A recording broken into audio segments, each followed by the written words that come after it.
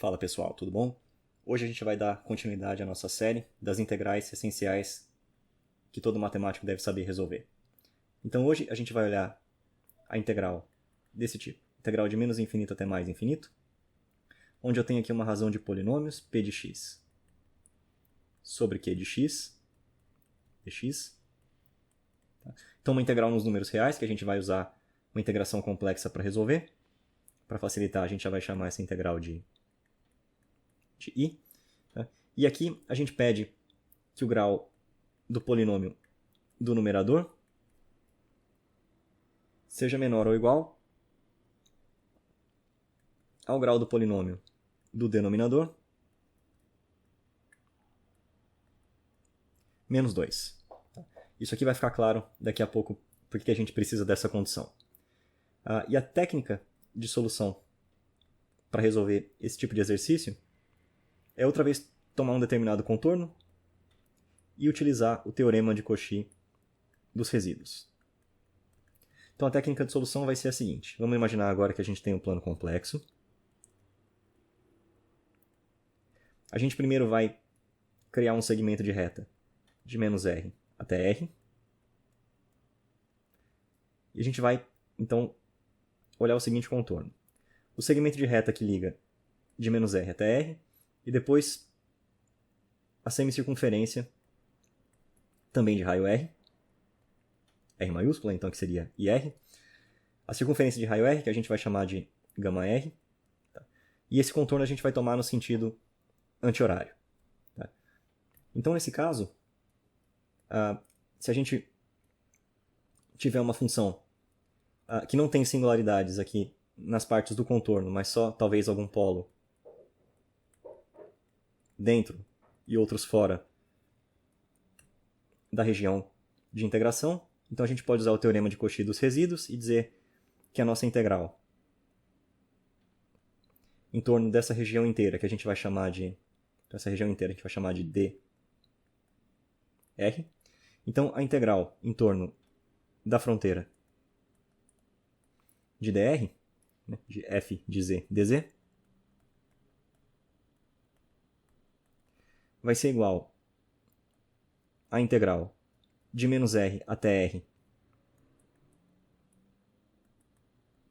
de f de x dx, já que, nesse caso, quando a gente integra no segmento de reta, a gente está no eixo real, mais a integral no contorno gama r de f de z dz. E pelo teorema de Cauchy, isso aqui tem que ser igual a 2πi vezes a somatória dos resíduos nas singularidades que estão dentro da região dr. Tá? Em particular, essa integral de menos r até r, f de x dx e não dz, essa integral, quando a gente tomar o limite de r tendendo ao infinito dessa integral, ela vai dar para a gente justamente a integral que a gente procura, que é a integral i. Então, com essa técnica, agora a gente vai olhar dois exemplos de como efetivamente resolver essas integrais. Então, para ilustrar o método que a gente acabou de descrever, vamos começar calculando uma integral simples. Então, a integral de menos infinito até mais infinito de 1 sobre x² mais 1. Então, a nossa função vai ser a função 1 sobre z² mais 1, se a gente estendesse para os complexos. A nossa região de integração é a mesma de antes, então ela vai consistir do segmento de reta que liga de menos r até r no eixo real, e depois a semicircunferência, que a gente chamou de gama r, no eixo positivo. Como a gente vai estar interessado no limite de quando r vai para infinito, aqui a gente já vai considerar que o valor de r é estritamente maior do que 1, e a gente faz isso porque a nossa função 1 sobre z² mais 1 tem dois polos. Um polo quando z vale i, e outro polo quando z vale menos i. Então, com a condição de que o r é estritamente maior do que 1, a gente já garante que o polo i já vai estar dentro da nossa região de integração, que a gente chamou de dr, para a gente poder calcular esse resíduo. Então a integral que a gente está interessado em calcular, a integral i grande, vai ser o limite quando r tende a infinito da diferença entre duas integrais. Então a primeira integral é tomada na fronteira de dr, e a segunda integral é tomada na circunferência γr, de f de z, dz. Essa primeira integral, que a gente vai chamar de I1, a gente vai calcular depois com o teorema dos resíduos, e essa segunda integral I2, a gente quer fazer uma estimativa do módulo dela e a gente vai provar que ela tende a zero quando r vai para infinito. E para isso vai ser importante aquela relação entre os graus dos polinômios que a gente estava usando. Então a gente vai olhar o módulo da integral I2. E aqui a gente vai fazer a seguinte mudança de variável.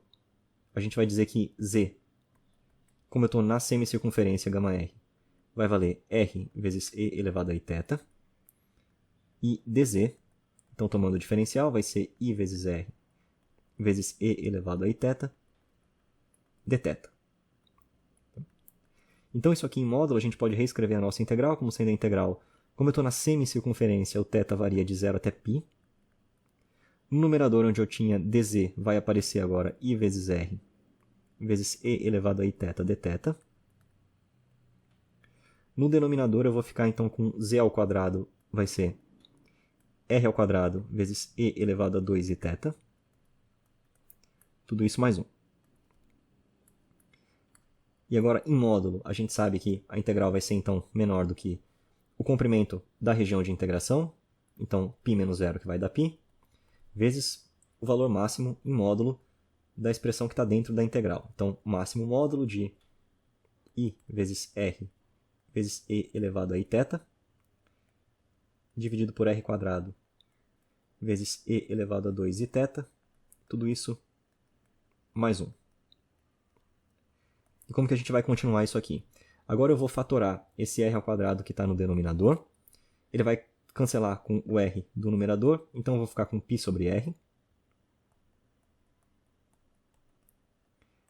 Vezes o máximo módulo. No numerador eu vou ficar com i vezes e elevado a iθ. No denominador eu fico então com e elevado a 2iθ mais 1 sobre r ao quadrado. E agora a gente precisa encontrar uma estimativa para esse valor que está dentro do módulo. Então a ideia aqui é o seguinte. No numerador é fácil de ver que a gente vai ter então, um número com módulo sempre igual a 1. Então esse módulo vale 1. No denominador, esse primeiro termo tem módulo 1. E esse segundo termo, como a gente sabe que 1 sobre r ao quadrado, como r é estritamente maior do que 1, 1 sobre r ao quadrado vai ser alguma coisa estritamente menor do que 1. Então, em particular, para o denominador, a gente pode pensar na desigualdade triangular reversa e dizer que o módulo de e elevado a 2iθ mais 1 sobre r ao quadrado tem que ser sempre maior ou igual à diferença entre os módulos. Então, no caso, eu vou ter módulo de e elevado a 2iθ menos o módulo de 1 sobre r ao quadrado, que é 1 sobre r ao quadrado mesmo. Lembrando que r aqui é um número real. Então, o módulo de e elevado a 2iθ é sempre 1. Então, o módulo do denominador vai ser sempre maior ou igual a 1 menos 1 sobre r ao quadrado. Então, nessa situação, invertendo essa desigualdade para fazer a estimativa para o denominador, então a gente vai ficar com π sobre r. E esse máximo módulo, então, agora vai ser menor ou igual ao módulo do que está no numerador, que é 1, dividido pelo módulo do que está no denominador, que é 1 mais 1 sobre r ao quadrado. E esse valor aqui tende a zero quando r vai para infinito.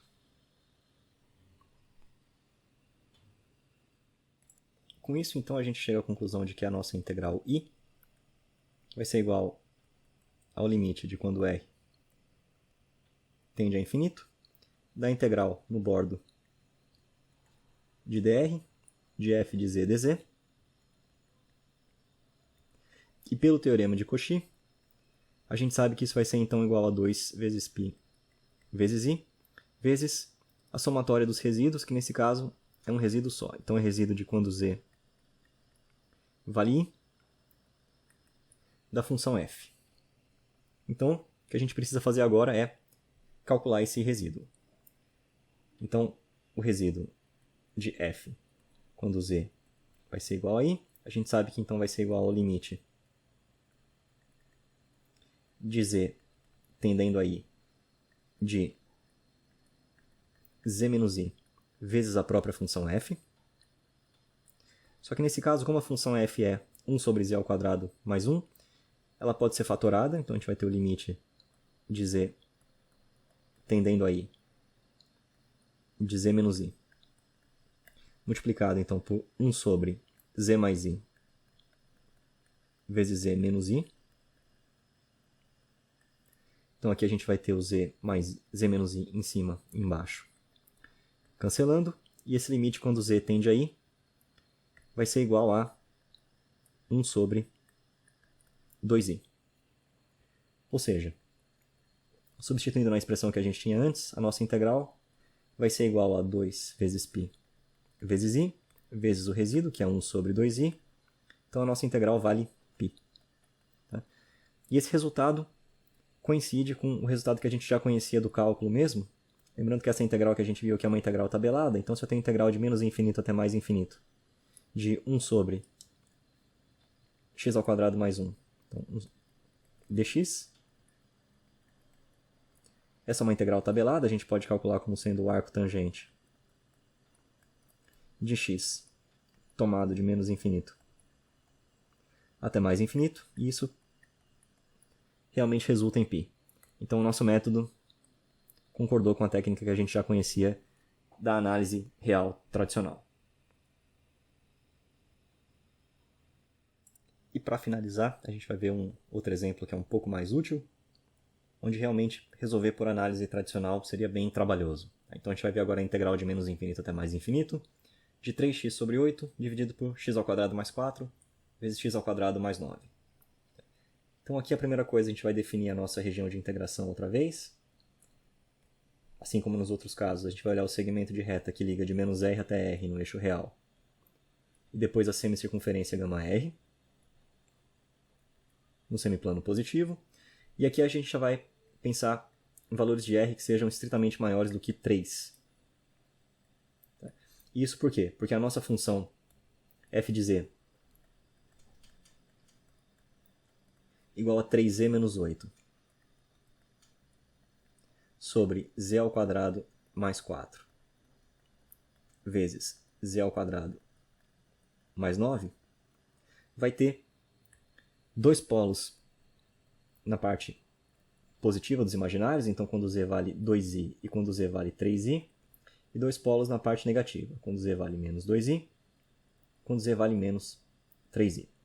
Então se a gente escolhe um raio maior do que 3, a gente já está englobando todos os polos que a gente precisa na nossa região dr. E assim como no exercício anterior, a integral em γr, quando r tende a infinito, vai para zero. Então a integral que a gente quer calcular vai ser, na verdade, o limite de quando r tende a infinito, da integral no bordo de dr, da função f de z dz. E aí, outra vez, pelo teorema de Cauchy, isso aqui vai ser 2 vezes π vezes i. E nesse caso, a soma dos resíduos que estão dentro da região de integração, então o resíduo de f quando z vale 2i, mais o resíduo de f quando z vale 3i. Agora, outra vez, só resta calcular cada um desses resíduos. Tá? Então, o resíduo quando z vale 2i da função f vai ser o limite de z tendendo a 2i. E agora, o que vai ser fatorado no denominador vai ser z ao quadrado mais 4, vai virar z menos 2i, z mais 2i. Nesse caso, z menos 2i vai ser cancelado, a gente vai ficar com 3z menos 8, dividido por z mais 2i, que multiplica z ao quadrado mais 9. E aí, fazendo as substituições de z por 2i, a gente fica então com 6i menos 8, dividido por 4i,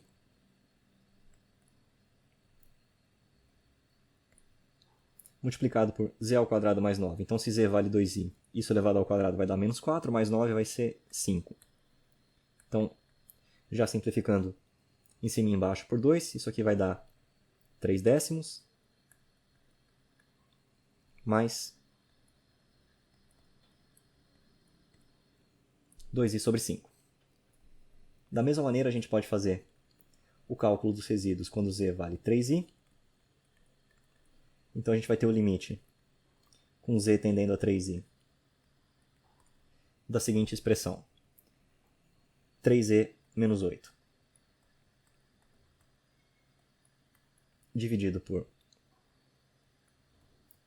z ao quadrado mais 4 vezes z mais 3i. E fazendo as substituições e simplificando, a gente vai ter menos 3 sobre 10, menos 4i sobre 15. Então, fazendo essa soma dos dois resíduos, a gente vai ter que a parte real vai ser cancelada, e o que vai sobrar vai ser menos 2i, aliás, mais 2i sobre 15. Então, portanto, a nossa expressão vai valer 2πi, que multiplica 2i sobre 15. Então, a nossa integral vale menos 4π sobre 15. E isso fecha o cálculo dessa integral.